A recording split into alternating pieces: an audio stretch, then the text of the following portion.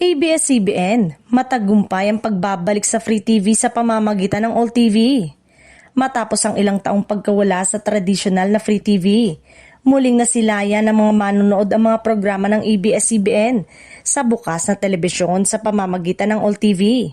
Simula nang mapanood muli ang mga iconic na palabas ng Kapamilya Network. Ramdam agad ang excitement at suporta ng publiko na matagal nang nanabik sa pagbabalik ng kanilang paboritong mga programa sa Free TV. Mabilis na umani ng atensyon ng pagbabalik ng ABS-CBN shows tulad ng FPJ Batang Quiapo, It's Showtime, TV Patrol at ASAP, na muling naging bahagi na pang-araw-araw na routine ng maraming Pilipino. Sa social media, kapansin-pansin ang dami ng positibong reaksyon at pagbabahagi ng mga manonood na nagsasabing mas accessible na muli ang mga palabas ng Kapamilya Network.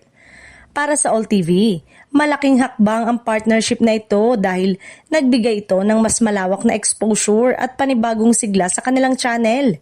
Ang pagsasama ng dekalidad at subok na ABS-CBN content ay nakatulong upang mahikayat ang mas maraming manonood at muling buhayin ang interes ng masa sa kanilang Free TV programming.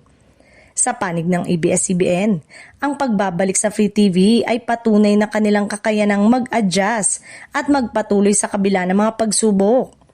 Ipinakita ng network na kahit wala ang sariling prangkisa, kaya pa rin itong maghatid ng makabuluhan at dekalidad na aliwan sa mas nakararaming Pilipino sa pamamagitan ng pakikipagtulungan sa iba't ibang platform.